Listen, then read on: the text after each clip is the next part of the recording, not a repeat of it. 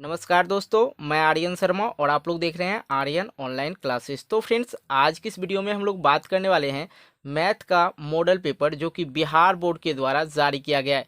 तो फ्रेंड्स, इससे पहले इसका ऑब्जेक्टिव सभी प्रश्नों का हल कर दिए हैं। 1 से लेके 100 तक का सभी प्रश्न का हम हल कर चुके हैं। नहीं देखें तो वीडियो के नीचे डिस्क्रिप्शन बॉक्स में आपको लिंक मिलेगा, जहां से आप लोग जाके देख सकते हैं।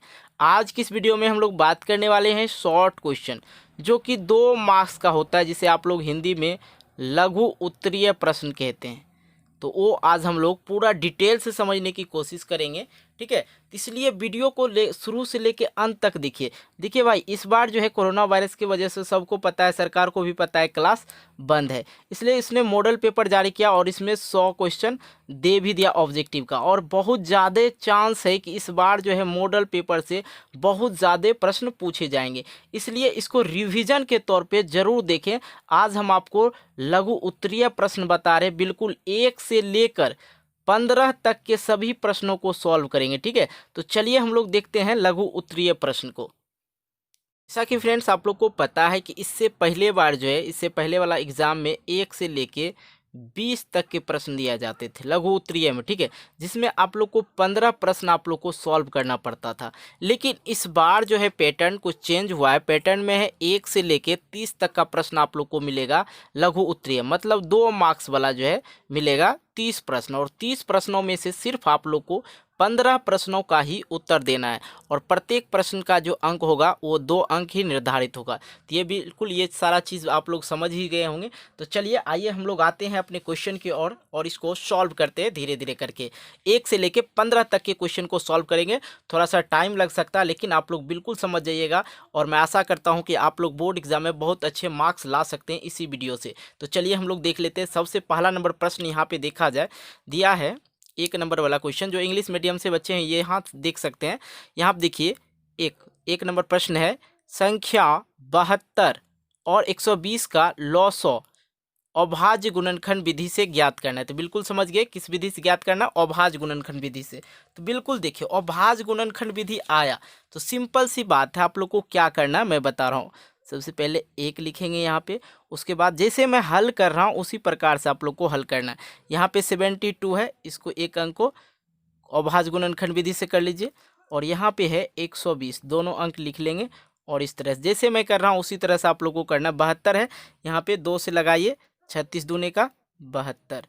फिर यहाँ 2 से लगाइए, 18 दूना का 36। फिर यहाँ से 2 से लगाइए, 9 दूने का 18। फिर यहाँ 3 से लगाइए, 3 तिये 9। बिल्कुल समझ गए, आगे नहीं होगा, चलिए छोड़ते। यहाँ पे देखिए 2 से लगाए, 60 दूने का 120। फिर यहाँ 2 से लगाए, 30 दूने 60। और फिर यहाँ 2 से लगाए, 15 दूना 30। फिर यहाँ से लगाए, नहीं लगेगा, 2 से 3 से लगाए, 3 पचे 15। ये ऐसे कर लेना है। बड़ा शॉर्ट क्वेश्चन है, इसको शॉर्ट तरीका से बता रहा हूँ आप लोग को। बिल्कुल, अब यहाँ पे क्या करना है, 72 लिख लेना है।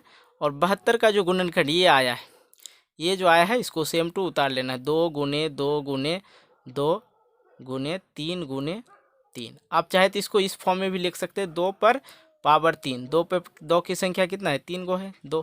तो यहाँ पे 3 गुने 2 कर सकते हैं, ठीक है, पावर 2 लिख सकते हैं, ठीक है, इस तरह लिख सकते हैं। तो बिल्कुल समझ गए होंगे कैसे लिखना है, ठीक है। 2 की संख्या 3 है तो इस पे पावर 3 कर दी, 3 की संख्या 2 है तो 3 पे पावर 2 कर दी, ठीक है। अब 120 को लिख लीजिए, एक एक पॉइंट समझिए। 120 है, क्या है, कितना 2 है, उसमें भी 3 2 है, ठीक है। फिर एक 3 है, फिर एक 5, सेम उसी प्रकार से लिखेंगे। 2 पर पावर 3 गुने का ये 3 गुने 3, एक ही गो है, 3 पचे 15, तो हाँ एक ही गो है, ठीक है।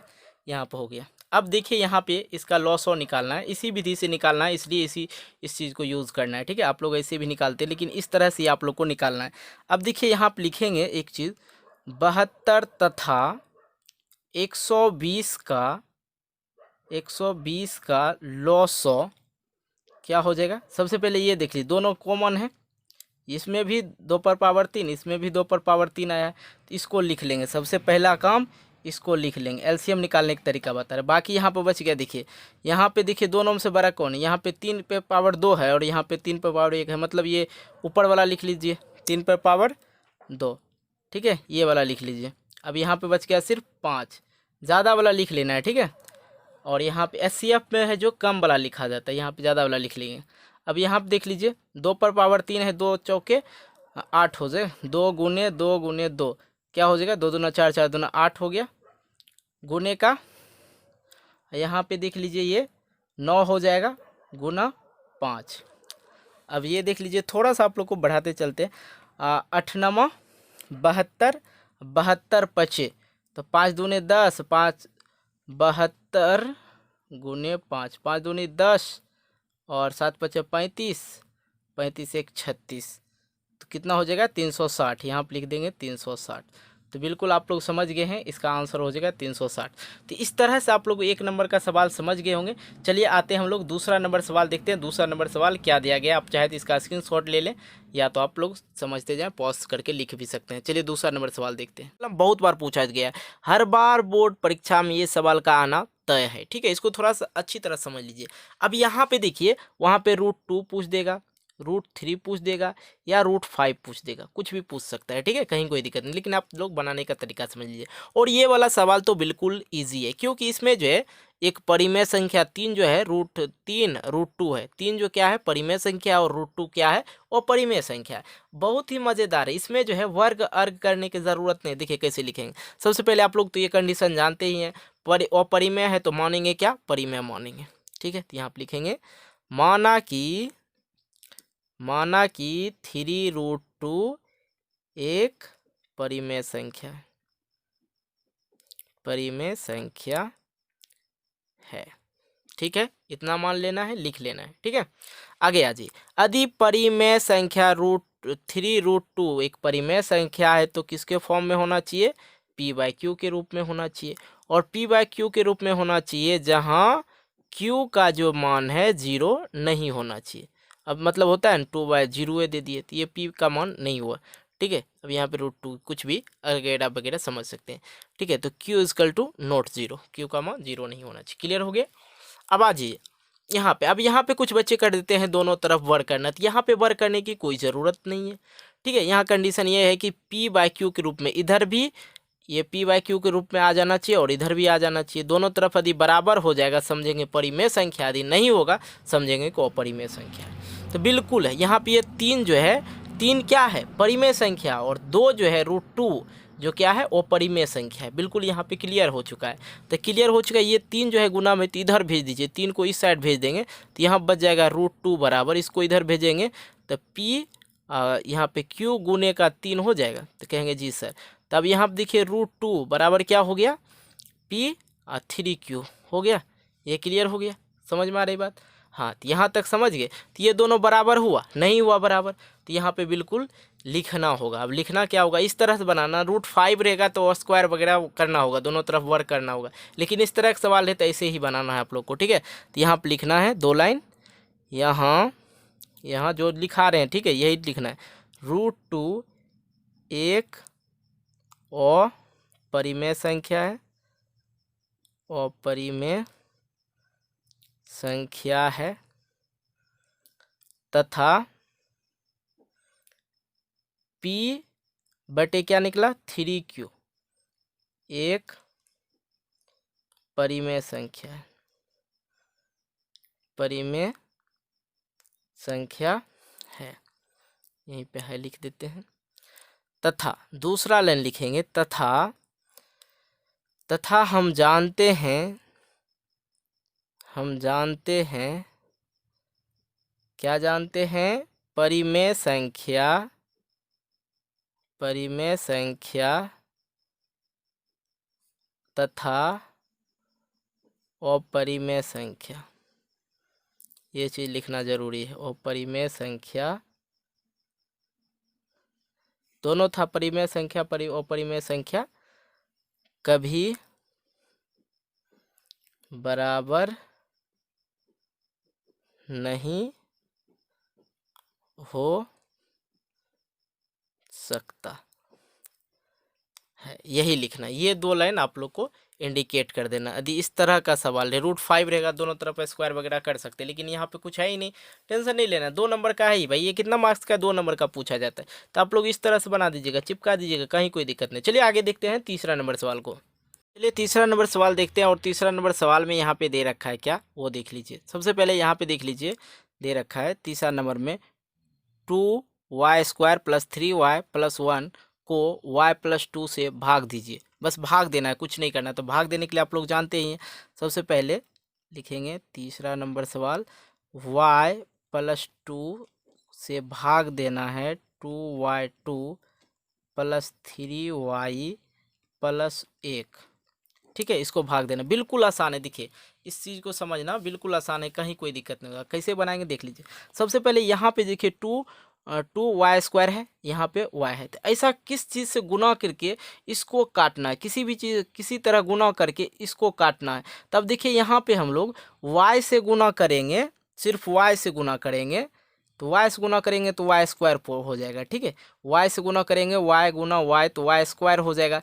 तो इसमें क्या करते हैं, हम 2 लगाते हैं पहले, और 2y से गुना करेंगे तो 2y से गुना करेंगे तो ये y² हो जाएगा। ठीक है, 2y² हो जाएगा। तो यहाँ पे लिखेंगे 2y²। बाकी का टेंशन नहीं लेना, इससे क्या होगा नहीं होगा। अब देखिए यहाँ पे 2y और यहाँ पे 2, तो 2y और 2 गुना करेंगे।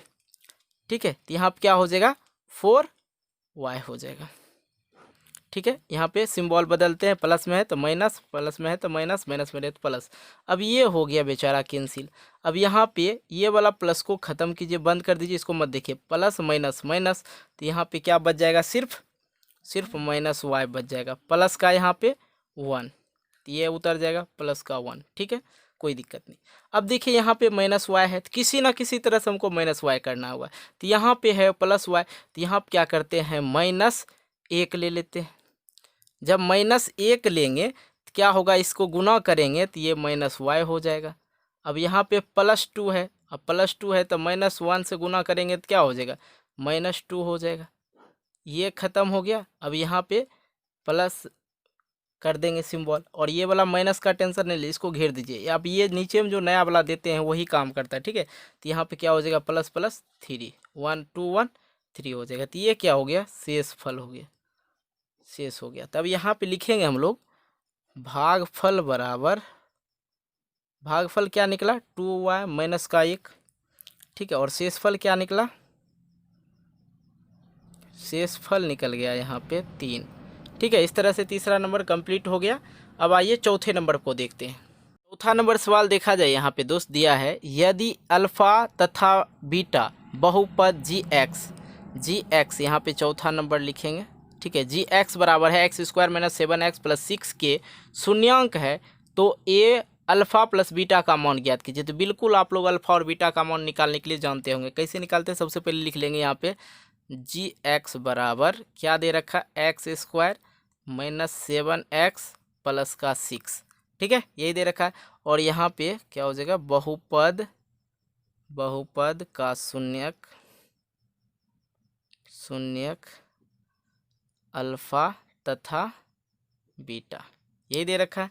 ठीक है, तो यहाँ पर लिखेंगे। फिर यहाँ पर एक चीज़ नोट कीजिए, क्या नोट करना बाबू, अब ये चीज़ हम आपको क्लियर करते हैं। देख लीजिए यहाँ पे देखिए, ये ए हो जाएगा और ये बी हो जाएगा, यहाँ पे सी हो जाएगा। इस चीज़ को आप लोग अच्छी तरह से जानते होंगे। तो यहाँ पे लिख लीजिए, ए बराबर क्या हो जाएगा 1, और बी बराबर क्या हो जाएगा -7, और सी बराबर क्या हो जाएगा, सी बराबर तो 6 हो जाएगा। सी बराबर क्या हो जाएगा, 6 हो जाएगा। ठीक है, ये चीज़ आप लोग अच्छी तरह से जानते हैं। बहुपद दे रखा है, उसका ये ए हो जाता है, ये बी हो जाता है, ये सी हो जाता है, तो +6 हो। ठीक है, चलिए क्लियर हो गया।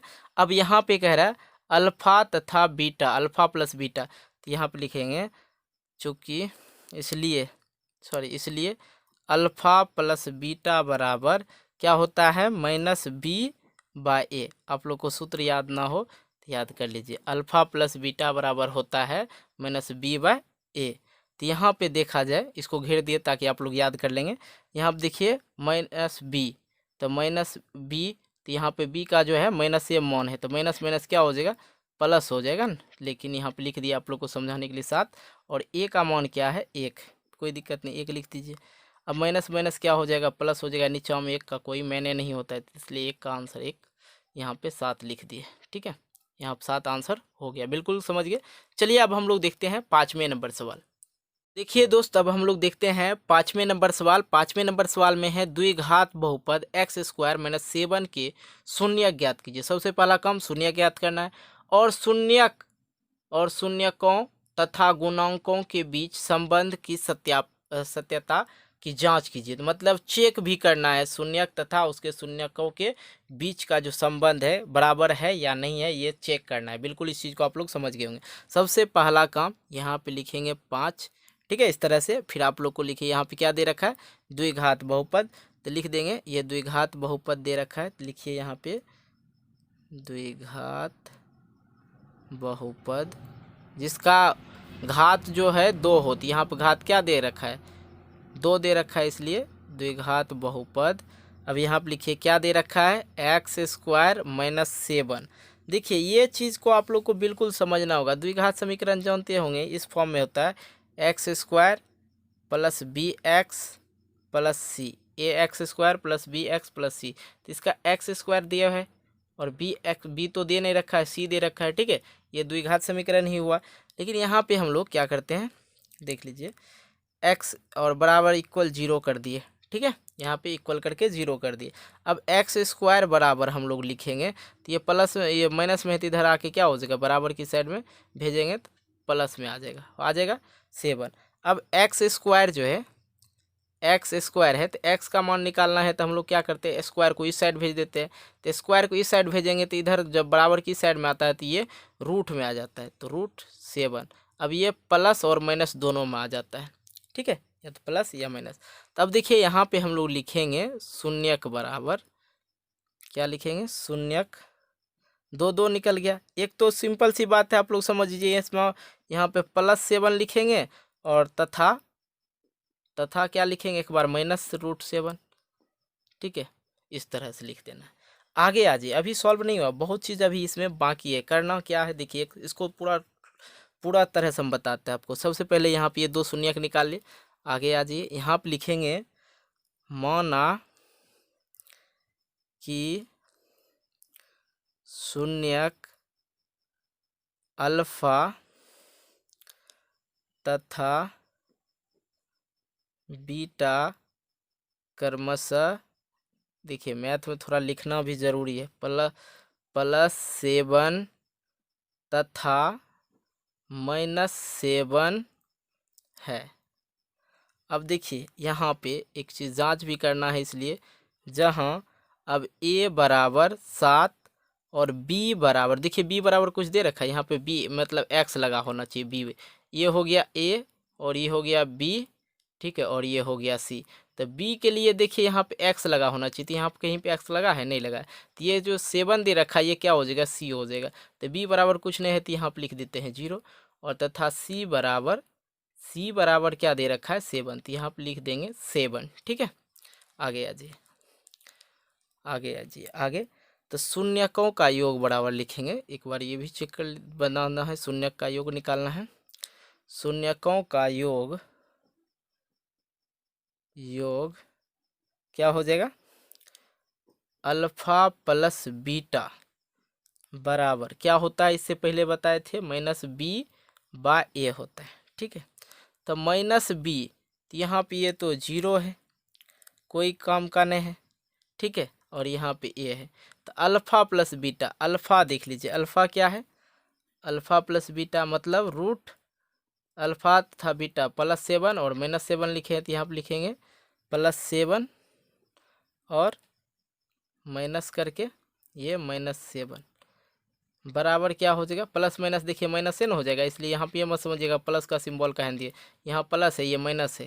यहाँ पे लिखे माना कि शून्य का अल्फा तथा बीटा क्रमशः +7 आया और -7 आया, जो निकाले हैं ऊपर में, ठीक है। तो ये वाला देखिए यहाँ पे +7 है और यहाँ पे ये -7 था, यहाँ प्लस का सिम्बॉल है, तो यहाँ पर हम प्लस का सिम्बॉल नहीं देंगे, प्लस माइनस क्या हो जाएगा, -7 हो जाएगा, ठीक है। तो यहाँ पे इस तरह लिखें, समझ गए होंगे आप लोग बिल्कुल। अब देखिए यहाँ पे लिखेंगे 0 और a का मान क्या है, तो बाबू 7, तो लिख दिए 7, कोई दिक्कत नहीं। अब यहाँ पे देखिए +7 और -7 जब घटाएंगे तो क्या हो जाएगा, ये 0 हो जाएगा। अब यहाँ पे किसी भी संख्या में 0 भाग दिया जाए तो क्या हो जाता है, 0 हो जाता है, तो इस साइड में भी 0 आ जाता है। तो ये दोनों बराबर हो गया, कहीं कोई दिक्कत हुआ, नहीं हुआ। अब आगे की बात आता है, तथा शून्यकों का गुणनफल पूछ रहा था ना, तो उसको भी कर दीजिए। देखिए लिखेंगे तथा शून्यकों का गुणनफल, गुणनफल, ठीक है, करते चलिए। तो शून्यकों का गुणनफल क्या हो जाएगा, अल्फा इंटू बीटा बराबर क्या होता है, c/a। जांच लेंगे। अल्फा का मान देखिए, एक बार था +7 और गुना करेंगे, यहाँ पे क्या करेंगे, गुना करेंगे -7, ठीक है। इसको घेरते हैं। सी का मान कितने, तो सी का मान है 7, तो दीजिए 7। ए का मान कितने, सॉरी ए का मान 1 होगा ना, यहाँ पर यहाँ मिस हो रहा है, ठीक है। यहाँ पे ए दिए हैं -b/a, तो यहाँ पे ए इसलिए होगा एक मान, यहाँ पे ए का, यहाँ पे x² है तो एक ही ना होगा, ये थोड़ा मिस हो रहा था, चलिए ठीक कर लिए। और यहाँ पे भी 1 होगा, ठीक है, यहाँ पे भी 1 होगा, तो एक किसी भी संख्या में भाग देंगे तो 0 होता है। चलिए ये सब ठीक है, ठीक ना, सिर्फ 1 देना था। अब यहाँ पे 1 दे दिए, चलिए क्लियर हो गया, क्लियर कट, कहीं कोई दिक्कत नहीं, नहीं सर दिक्कत नहीं। अब चलिए आगे देख लेते हैं। यहाँ पे c/a हो गया, कोई दिक्कत नहीं। अब यहाँ पे हम लोग थोड़ा आगे सॉल्व कर लेते हैं। यहाँ पे +7 और यहाँ पे -7 गुना करेंगे, ठीक है, यही करना है, देख लेते हैं। यहाँ पे एक चीज़ और आप लोग नोट कीजिएगा, क्या नोट करना सर, अब देखिए √2 गुने √2 करते हैं तो क्या हो जाता है, सिर्फ 2 निकल जाता है, ना, आप लोग को पता होगा। और यदि आप लोग किए होंगे √7 गुने √7 करेंगे तो क्या निकल जाएगा, 7 निकल जाएगा। तो यहाँ पे √7 गुने √7 करेंगे तो क्या निकल जाएगा, सिर्फ 7 निकल जाएगा, ठीक है, √7 निकल जाएगा। और यहाँ पे भी 7 है, 7 तो 7, इसको भाग देंगे तो 7 ही आ जाएगा। देखिए यहाँ पे भी दोनों तरफ शून्य के गुणनफल में भी दोनों तरफ क्या हो गया, बराबर हो गया, ये हमारा आंसर हो गया, ठीक है। और यहाँ पे शून्य का योग हम लोग भी निकाले थे, वो भी हम लोग का बराबर हो गया। तो इस तरह से आप लोग 5 नंबर का सवाल बिल्कुल समझ गए होंगे, कहीं कोई दिक्कत नहीं होगा वो। और आप लोग चाहते हैं लिखना तो आराम से इसको लिख सकते हैं शुरू से लेकर अंत तक, ठीक है। चलिए आगे हम लोग चलते हैं छठे नंबर सवाल की ओर। आइए हम लोग करते हैं अब छठे नंबर सवाल। छठा नंबर सवाल दे रखा है, के का मान ज्ञात करें जिसके लिए समीकरण x² - 8x + k = 0 के मूल वास्तविक और समान है, ठीक है, बिल्कुल। तो 6 नंबर दे के लिखेंगे, यहाँ पे 6 नंबर दे के लिखना है, ठीक है। यहाँ पे लिखेंगे फिर क्या क्या समीकरण दे रखा है, x² - 8x + k = 0, ठीक है, जिसका मूल समान हो, कह रहा है इसका मूल वास्तविक समान है। तो जिसका मूल समान हो तो यहाँ पे लिखेंगे इसका जो है दे रखा है, जो इसका मूल समान है, समान है। तो जिसका मूल समान हो तो उसके लिए सूत्र होता है b² बराबर 4 सॉरी b² - 4ac = 0 होता है। तो बिल्कुल ये चीज़ आप लोग अच्छी तरह समझ गए होंगे। अब यहाँ पे देखिए, ये हो गया ए, ये हो गया बी और ये हो गया सी। ये चीज़ आप लोग को फिर से हमको पाठ पढ़ाने की ज़रूरत नहीं है, ठीक है, आप लोग जानते होंगे ही होंगे, ठीक है। तो बी देखिए क्या हो जाएगा, -8 हो जाएगा, b² है तो -8 हो जाएगा, तो -8 दे दिए, स्क्वायर लगा हुआ स्क्वायर देंगे। 4 ए का मान क्या होगा, 1 होगा, x² है उसके लिए कोई दिक्कत नहीं, तो 1 देंगे, ठीक है, 1 देंगे, x है तो कुछ नहीं तो 1, ठीक। अब गुने, यहाँ पर गुना लिख देते हैं, सी का मान के, तो यहाँ पर लिख दीजिए के इक्वल क्या 0, तो 0, कोई दिक्कत है, आराम से बन जाएगा। देखिए 8 को गुना करेंगे, 8² को 8 गुने 8 तो क्या हो जाएगा 64, और माइनस माइनस खत्म हो जाता है, ये बात आप लोग अच्छी तरह से जानते होंगे। अब यहाँ पे है 4k हो जाएगा, सिर्फ 4k = 0, कोई दिक्कत नहीं सर, कोई दिक्कत नहीं।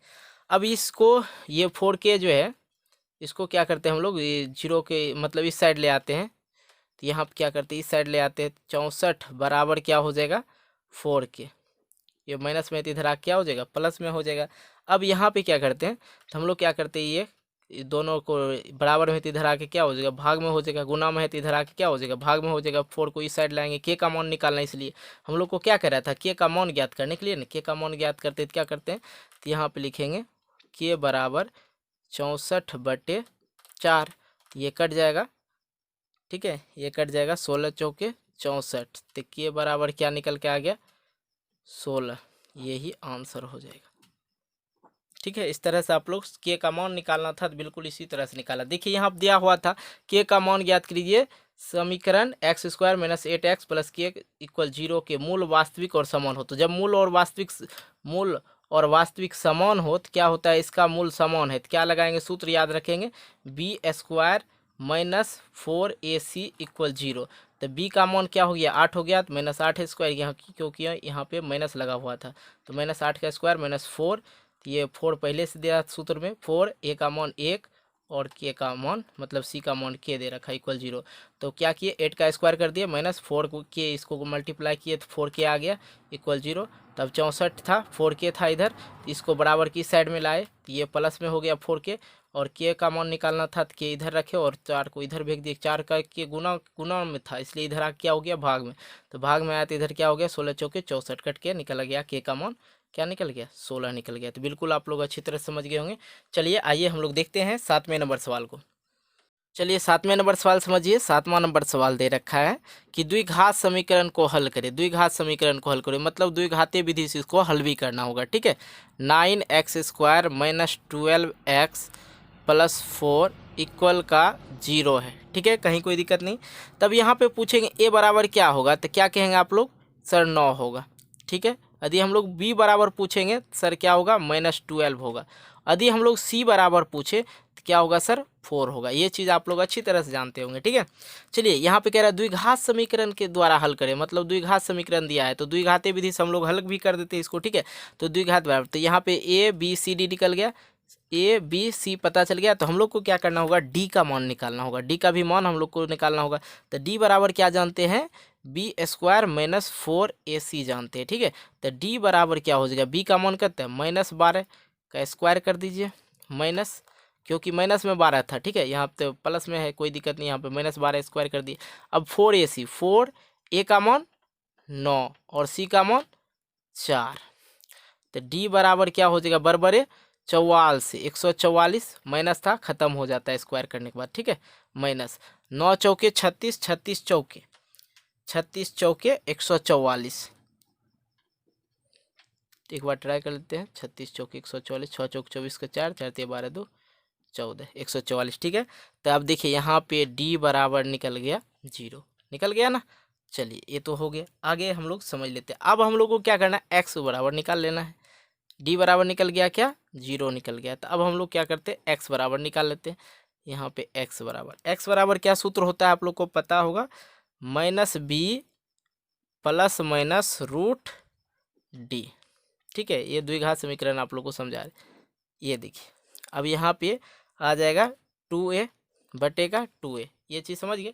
तो हम लोग निकाल रहे हैं यहाँ पे x बराबर, सूत्र याद नहीं होगा तो आप लोग सूत्र याद कर ले, -b plus minus root D. ठीक है, और यहाँ पे बटेगा 2a। बिल्कुल इस पर हम लोग हल कर लेते हैं इसको फटाक से। कैसे हल करेंगे देख लीजिए, यहाँ पे -b, तो -b था तो b का मान कितने दिया हुआ है, 12 दे रखा है। यहाँ पे देख लीजिए 12 है, तो यहाँ पे लिख लेंगे, माइनस माइनस तो प्लस से हो जाएगा, उससे कोई बहस नहीं है। तो यहाँ पे लिख लीजिए सीधे प्लस। ठीक है, यहाँ भी माइनस यहाँ भी माइनस, तो माइनस माइनस प्लस, तो प्लस माइनस यहाँ पे लिखेंगे प्लस माइनस। डी का मान 0 बटे 2a ए का मान कहाँ गया, 9 तो गुने 9। ठीक है, चलिए आगे आ जाइए। 12, ये तो रूट में 0 है तो उसका कोई मैंने नहीं। ठीक है, अब देखिए ऊपर में सीधे बच गया 12, अब नीचे में बच गया 18। ठीक है, 9 दूना 18, तो 2 छके 12 और 3 3 छके 18, तो यहाँ बच गया 2/3। अब आप लोग को पूछेगा तो एक बार प्लस, तो इसका प्लस माइनस का तो कोई मैंने नहीं रहा, शून्य का यदि पूछ दिया 2 को, तो इसका 2 x बराबर 2 निकालना है तो 3/2 और दूसरा लिख देना है 3/2। तो यही आप लोग का आंसर हो गया। तो ये द्विघात समीकरण से हल कर दिए। बिल्कुल इस चीज़ को आप लोग अच्छी तरह से समझ गए होंगे। डी निकाले फिर एक्स का मान निकाल दिए, ये सूत्र आप लोग को याद होना चाहिए। चलिए आगे हम लोग देख लेते हैं 7वें नंबर सवाल को। तो आइए फ्रेंड्स, अब हम लोग देख लेते हैं 8वां नंबर सवाल। 8वां नंबर सवाल में दे रखा समांतर सीढ़ी 2 5 8 11 के प्रथम पद 20 पदों का योग ज्ञात करें। तो 20 पदों का योग ज्ञात करना। सबसे पहले यहाँ पे लिखते हैं अपन 8, और एपी का सीरीज दे रखा है, क्या दे रखा है, 2 5 8 11, और ये कहाँ तक जाएगा, 20 पदों का योग ज्ञात करना। मतलब यहाँ 20 पदों का योग ज्ञात करना है। ठीक है, ये 20 तक लिख दिए। ठीक है, अब यहाँ पे देख लीजिए a बराबर क्या हो जाएगा, 2 हो जाएगा। अब d बराबर क्या हो जाएगा, d बराबर क्या जानते हैं, a2 माइनस का a1। ठीक है, तो d बराबर निकल गया a2 क्या 5 अब माइनस का 2, तो d बराबर क्या निकल के आ रहा है 3। तो ये बिल्कुल समझिए। ठीक है, इसको ऐसे कर दिए ताकि दिख जाए हमको अच्छी तरह से।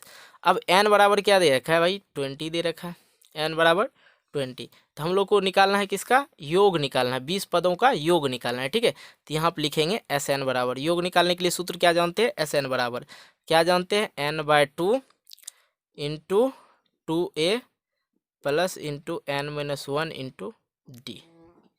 ये सूत्र जानते हैं। यदि आप लोग को याद नहीं होगा तो लिख लेंगे, एस एन के जगह पर हम लोग 20 लिख देंगे, और यहाँ पे एन है तो यहाँ भी लिखिए 20 बटे का 2, और यहाँ पे है 2। ए का मान हम लोग ऊपर ज्ञात किए हैं 2, तो 2। ठीक है, एन का मान 20 माइनस 1, डी का मान 3। ठीक, कोई दिक्कत नहीं, यहाँ तक हल हो गया। चलिए S20 बराबर काट दीजिए, 10 दूना 20, 10 यहाँ पर आ गया 2 दूना 4, हल करते जाइए, यहाँ पर आ गया 19, ये इधर बच गया 3। ठीक, कोई दिक्कत नहीं, हल हो रहा है। अब यहाँ पर देख लीजिए S20 बराबर लिखेंगे, तो यहाँ पे एक चीज़ और कर लेते हैं, 10 है तो 10 ही रहने, यह प्लस है, सॉरी यहाँ प्लस छूट रहा था, प्लस लेना है। ठीक है, 10 है 10 दिए। अब यहाँ आप देख लीजिए 4 प्लस, अब 9 दिए 19 दिए 57, इसको ये दोनों गुना होगा तो 19 दिया 57।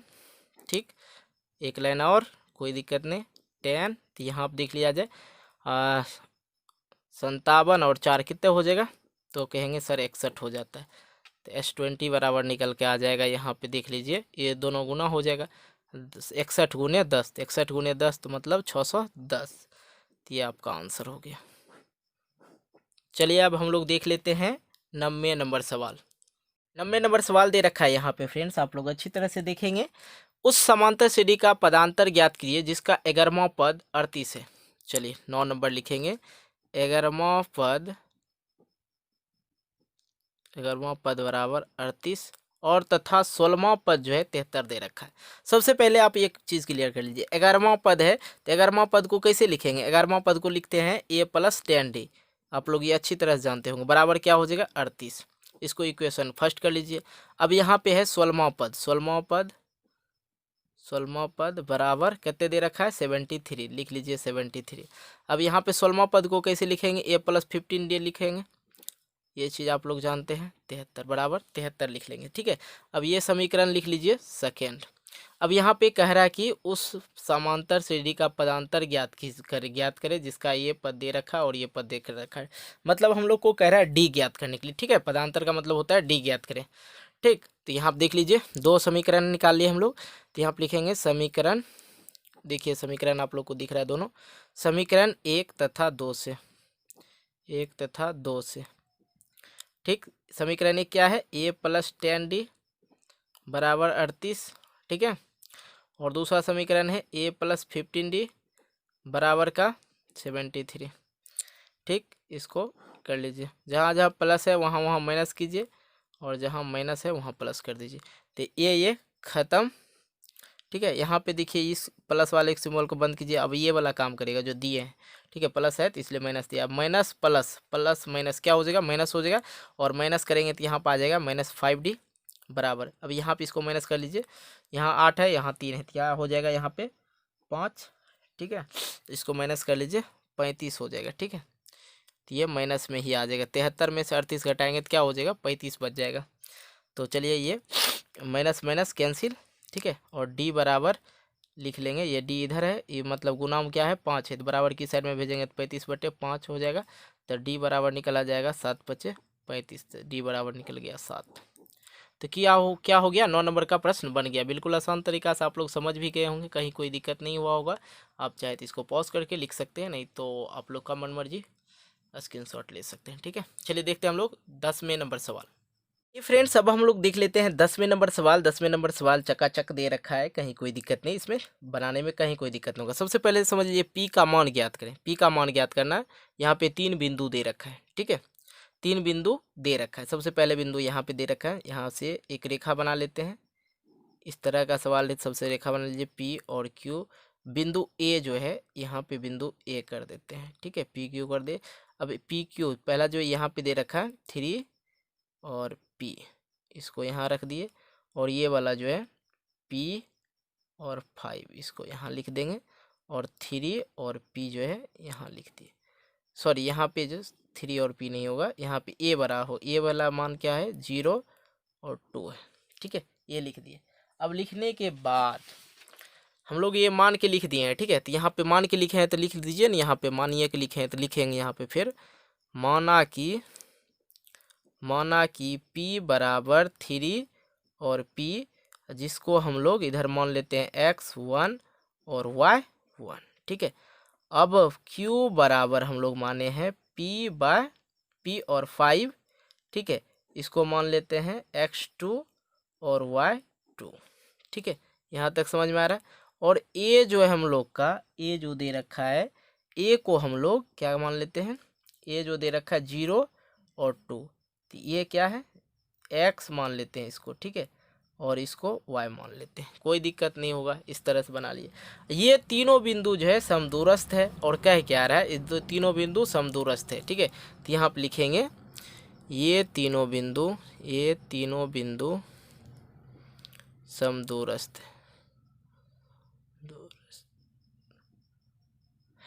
ठीक है, यहाँ तक लिख लिए। अब समदूरस्थ है, तो यहाँ पे हमको कह रहा है P का मान ज्ञात करने के लिए। तो भाई P का मान ज्ञात करने के लिए बिल्कुल देखिए समझना होगा। सबसे पहले क्या करेंगे, ये दोनों के बीच का दूरी जो है बराबर होगा।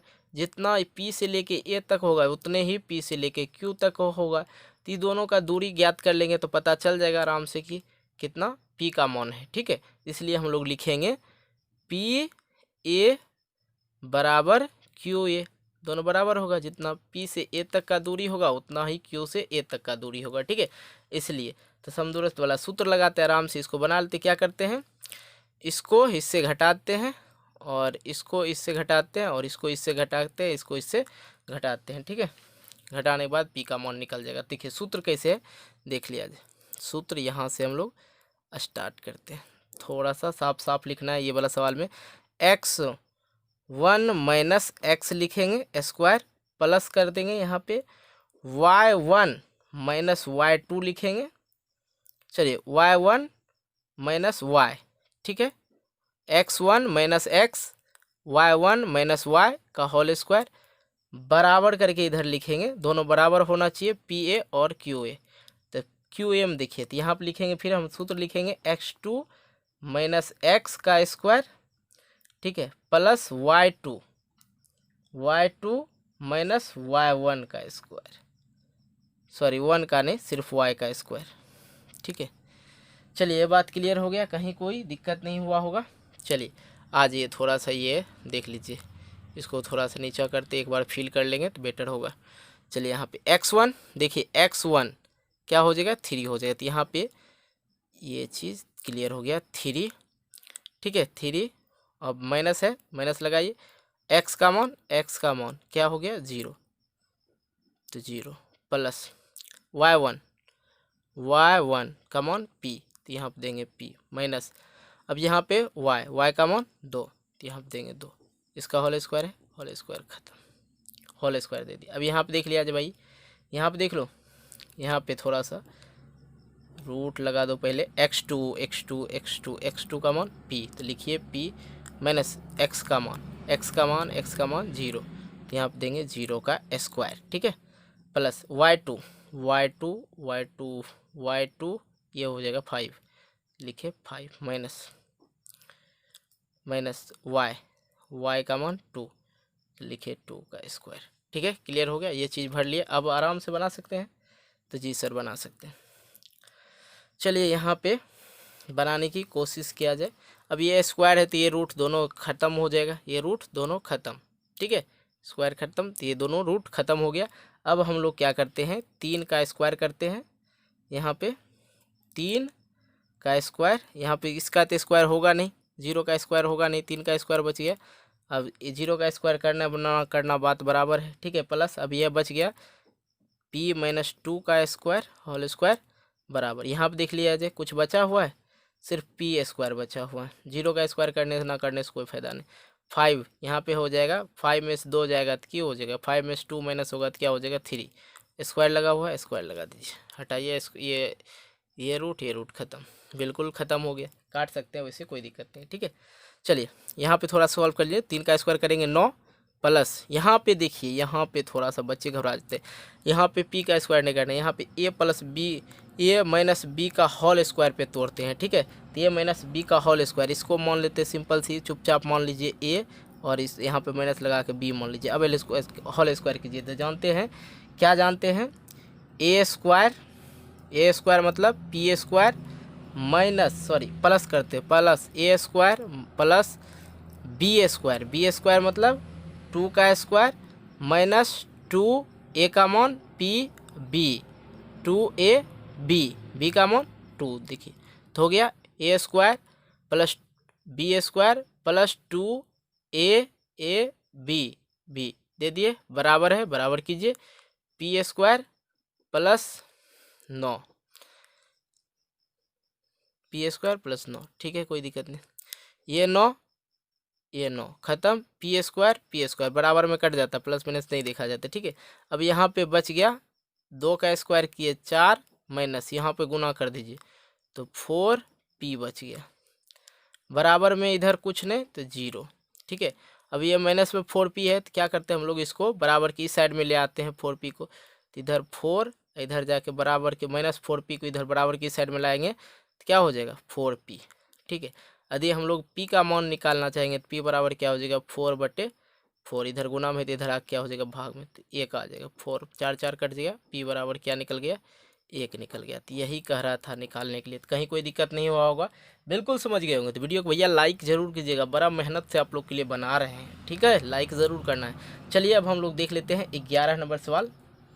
आइए अब हम लोग देख लेते हैं 11 नंबर सवाल, बिल्कुल आसान है, आसान तरीका से इसको सॉल्व भी करते हैं, आसान तरीका से आप लोग को समझाते हैं। देखिए यहाँ पे दे रखा है 11 नंबर में बिंदु P जो है 1 और -2 है और Q 3 और 4 है को मिलाने वाले रेखा, 2 रेखा है, पहले 2 रेखा खींच लेते हैं, 2 रेखा खींच दिए, ये बिंदु P और ये बिंदु Q, तो P बिंदु दे रखा है 1 और -2, ठीक है, Q बिंदु दे रखा है -3 और 4। ये बात क्लियर हो गया, हजम हो गया, पच गया, कोई दिक्कत नहीं, ठीक है।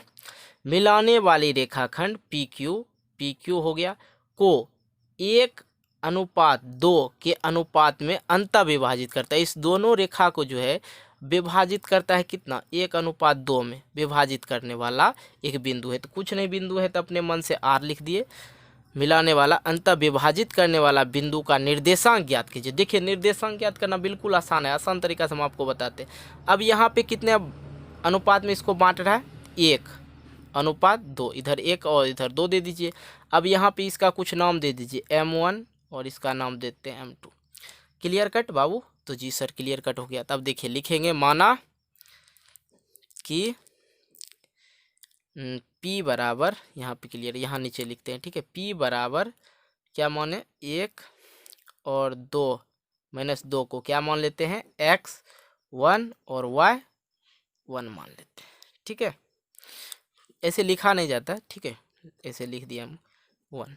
Q बराबर देखिए -3 और 4, इसको मान लेते हैं x2 और y2, ठीक है जी सर, ठीक है। चलिए अब यहाँ पे एक और चीज़ क्लियर कर लेते हैं, M/M2 क्या दे रखा है 1 और /2 दे रखा है। चलिए अब यहाँ पे आ जाते हैं विभाजन सूत्र से, क्या कह रहा है बिंदु R का, बिंदु विभाजित करने वाले बिंदु का निर्देशांक ज्ञात करें, ठीक है। चलिए तो यहाँ पे लिखेंगे बिंदु विभाजित करने वाला बिंदु तो R है ना, तो बिंदु R का निर्देशांक वाला सूत्र आप लोग को याद होगा, विभाजन सूत्र निर्देशांक, ठीक है। अब यहाँ पे सूत्र नहीं लिखेंगे, यहीं पे नीचे में लिखेंगे तो आप लोग समझ जाइएगा। देखिए विभाजन सूत्र जो होता है हम आपको बताते हैं, M1 x2 plus M2 x1 बटे M1 प्लस M2, बिल्कुल सिंपल सा सूत्र है, बराबर M1 y2 plus M2 y1, ठीक, बटेगा M1 प्लस M2। क्लियर हो गया? यहाँ तक समझने में किसी को कोई दिक्कत नहीं? देखिए थोड़ा सा यहाँ पर ध्यान दीजिएगा। M1 क्या है, यहाँ पर देखिए M1 क्या दे रखा, M1, ये M1 हो गया, M2 हो गया, तो M1 क्या दे रखा, 1, तो यहाँ पर लिखेंगे फटाक से 1 लिखिए, गुना है, गुना का चिन्ह दीजिए। x2 बाबू साहब x2 -3, तो यहाँ पर देंगे -3, प्लस का सिंबल प्लस M2 तो 2 हो जाएगा, ठीक है। फिर यहाँ पे देखिए x1 1 हो जाएगा, गुने का 1, M1 और 2, तो ये 1 + 2 लिख दीजिए, सिंपल सी बात है। यहाँ पे M1 यहाँ पे देखिए M1 लिखे हैं, M1 का मान 1, गुने y2, चलिए y2 4 है, चलिए 4 लिख दिए, 1 गुने 4। अब यहाँ पे देख लिया जाए, इसका हो गया M2 2, M1 y1 जो यहाँ पे -2 दे रखा है, ठीक है। चलिए यहाँ पे हम लोग -2 लिख सकते हैं, गुने का 2। चलिए यहाँ पे ये और यहाँ पे 1 + 2 हो ही जाएगा। चलिए यहाँ पे दिख रहा होगा आपको, 1 + 2 हो गया। आइए अब हम लोग यहाँ पे इसको हल कर लेते हैं, ठीक है। इसको गुना करेंगे तो -3 + 2, इसको गुना करेंगे 2 बटे का 3 बराबर, इधर 4 दूना 8 प्लस इधर क्या हो जाएगा, 4 दूनी 2 दूनी 4 माइनस का 4, 1 + 2 क्या हो जाएगा, 3 हो जाएगा, ठीक है। क्लियर है? अब यहाँ पे देख लिया जाए, सिंपल सी बात है, -3 और 2 में माइनस होगा तो क्या हो जाएगा, -3 और -3 + 2, प्लस माइनस माइनस, तो क्या हो जाएगा, माइनस का 1/3, ठीक है। यहाँ आप देख लीजिए, यहाँ प्लस माइनस माइनस हो जाएगा, तो माइनस क्या हो जाएगा, 4/3, तो ये समदूरस्थ 2 बिंदु हो गया, ठीक। आर का जो निर्देशांक होगा यहाँ पे लिख देते हैं, आर का निर्देशांक बाबू क्या हो जाएगा, 1/3 और 4/3, ये आंसर हो गया। बिल्कुल आप लोग समझ गए होंगे। तो चलिए फ्रेंड्स, अब हम लोग देख लेते हैं 12 नंबर सवाल। ये अब हम लोग देख लेते हैं 12 नंबर सवाल। 12 नंबर सवाल बिल्कुल ईजी है, इसको आसान तरीका से समझ सकते हैं। कह रहा है समलम चतुर्भुज ABCD का समलम चतुर्भुज पहले बनाना होगा भाई, इस आपको समझाने के लिए, ठीक है। सबसे पहले समलम चतुर्भुज देख लीजिए, हम यहाँ पे बिना स्केल के बना रहे हैं, आप लोग वहाँ स्केल से बनाएंगे, ठीक है। कुछ इस प्रकार से आप लोग स्केल का सहायता जरूर लें, ठीक है। हम बिना स्केल का खींच देते हैं आप लोग को समझाने के लिए, ठीक। क्लियर हो गया? यहाँ पे लिख दिए, एक समलम चतुर्भुज बना लिए, जिसका नाम देते हैं AB और क्या है, ABCD, C और D। अब यहाँ पे काट क्यों दिए, अब आपको समझाते हैं। अब देखिए यहाँ पे कह रहा है समलम चतुर्भुज ABCD दे दिए, और विकर्ण AC, जिसका विकर्ण जो है AC है, इसका क्या विकर्ण, ये ABCD चतुर्भुज का विकर्ण क्या हो गया, AC हो गया, तथा BD हो गया, ये क्या हो गया, विकर्ण हो गया, ये क्रॉस जो जा रहा है ये विकर्ण हो गया, ठीक है। ध्यान से समझिएगा। और O प्रतिच्छेद करता है, तो यहाँ पे लिख दिए O। क्लियर हो गया? जहाँ AB जो है, जहाँ A और B, जहाँ AB इसके बराबर है और ये DC के बराबर है, ठीक है। AB समानांतर DC ये होना चाहिए, ठीक है, बराबर है इसके।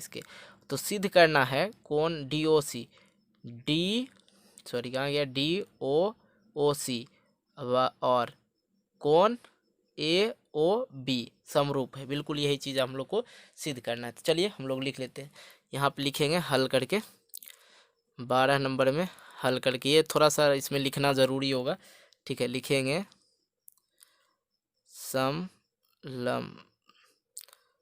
समलम चतुर्भुज sorry A B C D है, ए बी सी डी जिसमें ए नंतर सी डी है, ठीक है और क्या दे रखा है, और विकर्ण जो दे रखा है उसको भी लिख लीजिए, विकर्ण ए सी तथा क्या है बी डी, ठीक है। परस्पर ओ पर प्रतिच्छेद करता है। तब यहाँ पे जो दे रखा है तथा यहाँ पे एक चीज़ और दे रखा है, उत्पत्ति जो है उत्पत्ति क्या चीज़ का हो रहा है, ए बी दे रखा है, c d sorry d c दे रखा है। सिद्ध करना क्या हमको सिद्ध करना है, यहाँ पे ये हो चीज़ लिखिए, देना जरूरी है। यहाँ पे लिखेंगे सिद्ध करना है, क्या करना है देख लेते हैं। त्रिभुज डी ओ सी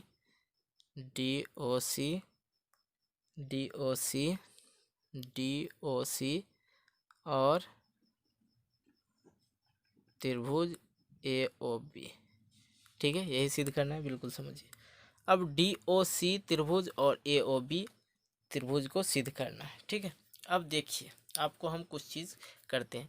देखिए ये जो है ये जो है एकांतर कोण हो गया किसके, इसके, ये सी के।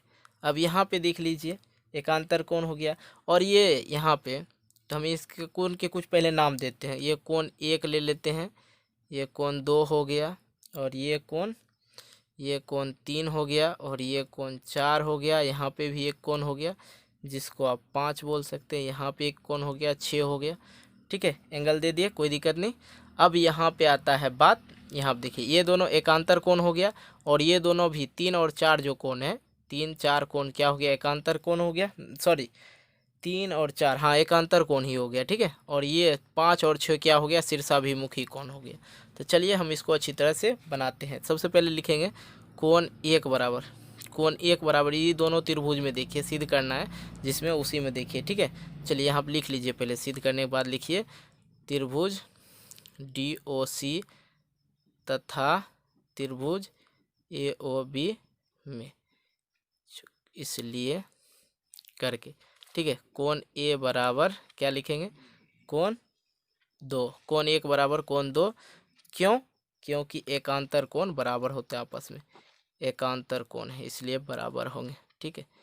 इधर घेर के अब कोण 5 और कोण 6 देखिए, कोण 6 5 और 6 क्यों बराबर है, क्योंकि ये दोनों शीर्षाभिमुखी कोण है।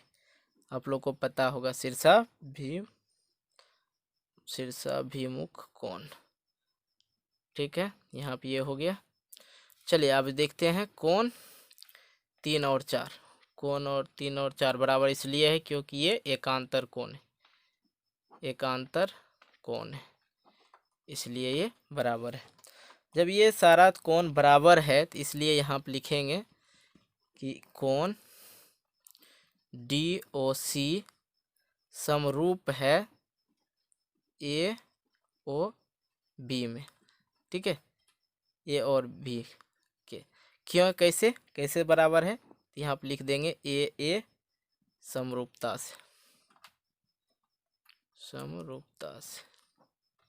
देखिए ये कोण बराबर है इसके, कोण ए, ये कोण 1 इधर जो लिखे कोण इसके बराबर है, ये वाला कोण बराबर है। 3 कोण बराबर है 4 के इस वाले कोण के, और ये वाला कोण इसके बराबर है। तो मतलब दोनों क्या है, समरूप है। यही पूछ रहा था कि दोनों जो है समरूप है, सिद्ध करना है कि दोनों समरूप हैं। तो इस तरह से समरूप है आप लोग दिखा सकते हैं, क्योंकि कोण 1 और कोण 2 जो है एकांतर कोण है, और 5 और 6 जो है क्या है, शीर्षाभिमुखी कोण है, और 3 और 4 एकांतर कोण है। यहाँ पे बिल्कुल ये बता दिया था ये प्रतिच्छेद करता है, डीसीबी कर्ण है, तो क्लियर हो गया। यहाँ पे इसको आराम से बना सकते हैं। चलिए देखते हैं अब 13 नंबर सवाल को। ये अब हम लोग करते हैं 13 नंबर सवाल। 13 नंबर सवाल जो बिल्कुल इजी दिया गया, बस 1 मिनट लगेगा आप लोग को समझने में। देखिए, सिद्ध करे कि त्रिज्या के बराबर जीवा वृत्त के केंद्र पर, सिद्ध करे त्रिज्या के बराबर जीवा वृत्त के केंद्र पर 60 डिग्री का कोण बनाता है। बिल्कुल समझिए, आप लोग को एक एक बात समझिएगा। पहले सबसे पहले एक क्या करते हैं, वृत्त बना लिए। ये कोई एक वृत्त बना लिए, ठीक है। और उसके केंद्र पर जो है त्रिज्या के बराबर, तो मतलब सिद्ध करें त्रिज्या के बराबर वृत्त का जीवा है। तो यहाँ से यहाँ एक त्रिज्या है और इसका जो है जीवा भी दिया है, ठीक है। और जीवा दे रखा है ये वाला। ये क्या हो गया, ये क्या हो गया, त्रिज्या हो गया। और ये क्या हो गया, ये जीवा हो गया। वृत्त में आप लोग को पता है, ये पूरा रहे तो जीवा और आधा रहे तो त्रिज्या, तो ये जीवा हो गया। तो यहाँ पे ये कितने डिग्री का कोण बनाता है, 60 डिग्री का कोण बनाता है। एक यहाँ से भी मिला दिए, ये ओ ए, फिर यहाँ पे हम बी भी रख सकते हैं, ठीक है। और देखिए ये ए हो गया, इसको भी ए रखिए और इसको भी ए रखिए, कोई दिक्कत नहीं। इस तरह पिक्चर ड्रॉ कर लेना।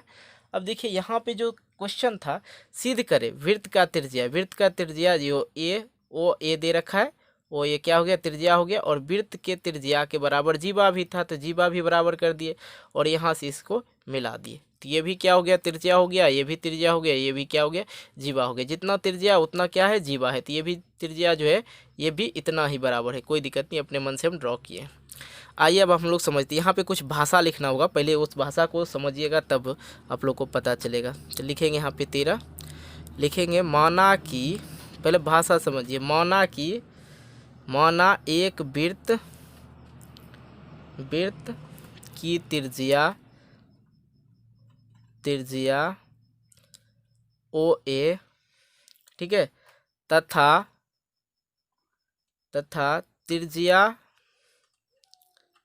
त्रिज्या के बराबर, भाषा बिल्कुल लिखना इस क्वेश्चन में जरूरी है, बराबर एक जीवा है,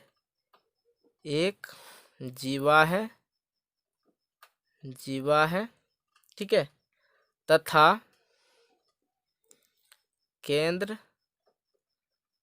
केंद्र से वृत्त की दूरी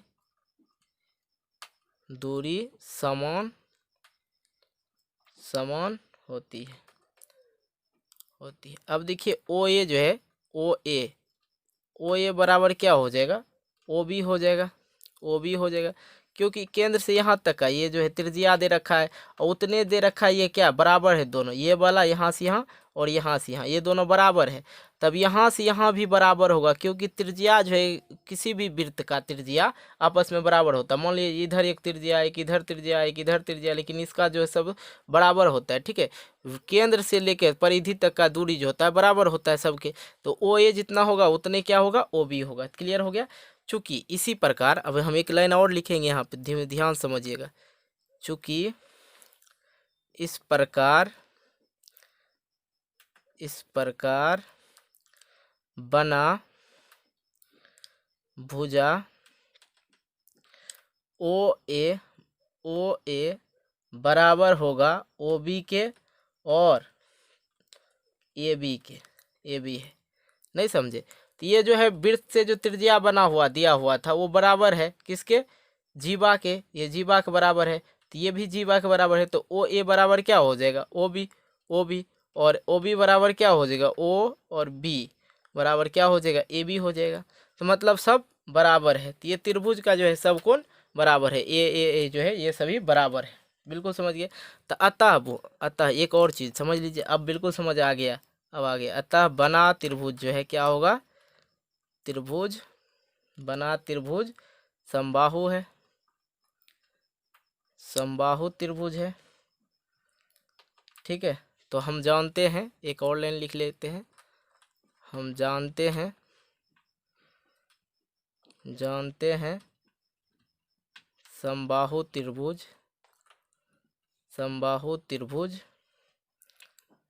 का प्रत्येक कोण 60 डिग्री का होता है। यही सिद्ध करना था, हो गया सिद्ध, कहीं कोई दिक्कत नहीं हुआ होगा। क्लियर, आप लोग समझ गए होंगे। चलिए अब हम लोग देख लेते हैं 14 नंबर सवाल को। तो आइए अब हम लोग देख लेते हैं 14 नंबर सवाल। बिल्कुल ईजी है, आसान तरीका से हम आपको बताते हैं। देख लीजिए 14 में दे रखा है tan a बराबर क्या दे रखा है, 1 दे रखा है 14 नंबर में। तो सिद्ध क्या करना है, तो सिद्ध करना इधर हम लिख लेते हैं, सिद्ध करने सामने सही रहेगा बराबर में। सिद्ध करना है 2 sin a और cos a बराबर 1, यही सिद्ध करना है। 2 sin a cos a बराबर 1 सिद्ध करना है। और दे रखा क्या, tan a बराबर 1 दे रखा है। ठीक है, सिद्ध करना है। तो चलिए हम लोग इसको थोड़ा सा मॉडिफाइड कर लेते हैं। तो अब देखिए यहाँ पे tan a बराबर क्या दे रखा, 1 दे रखा है। ठीक है, 1 दे रखा, ऐसे ही लिखना आप लोग को। ठीक है, तो tan a बराबर tan थीटा बराबर क्या हम लोग जानते हैं, p/b जानते हैं। तो इसके नीचे कुछ नहीं तो 1।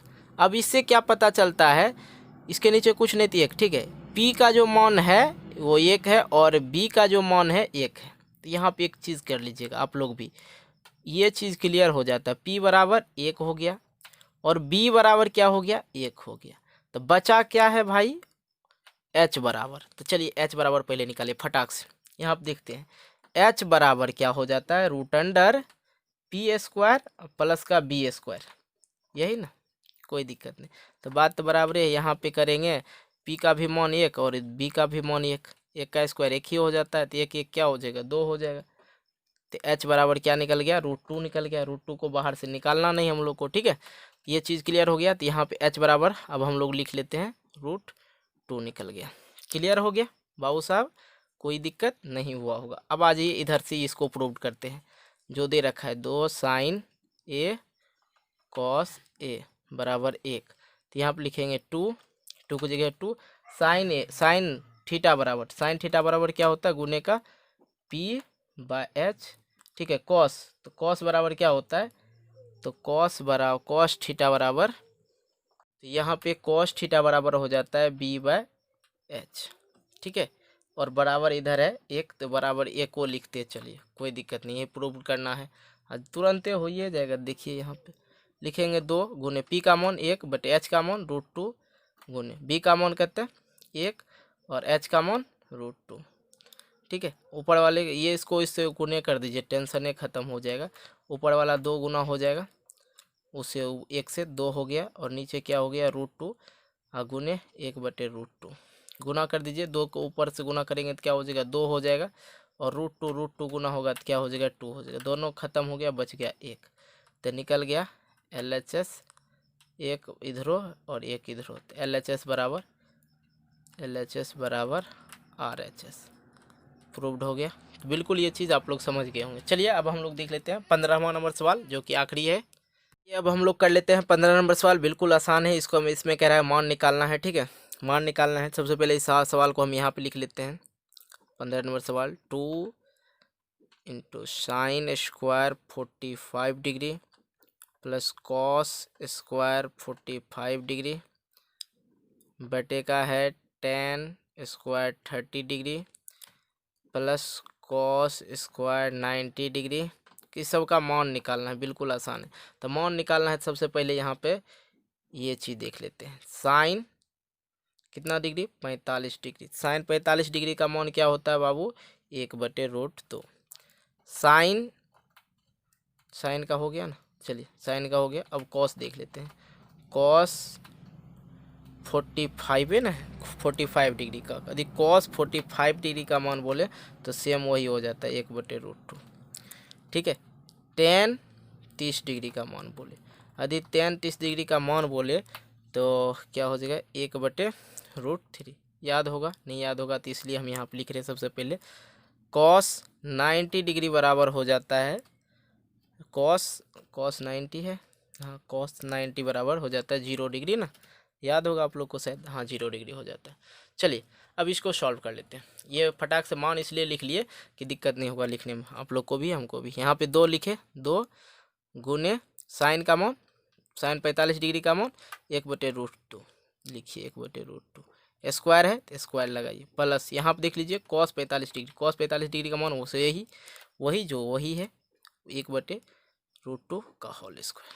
क्लियर, चलिए क्लियर। बटे यहाँ पे 10 30 डिग्री, मतलब 30 डिग्री का मान 1/√3 स्क्वायर है, हाँ सर स्क्वायर, प्लस यहाँ पे 90 डिग्री, जीरो का मान कुछ नहीं, छोड़ दो, जीरो है, यहाँ पे प्लस देंगे भी तो जीरो कोई काम का नहीं, इसलिए इसको यहीं छोड़ दो, कोई दिक्कत नहीं। आप आपका मन है तो यहाँ पे प्लस करके जीरो लिख सकते हैं, लेकिन हम सलाह करेंगे कि नहीं लिखना है।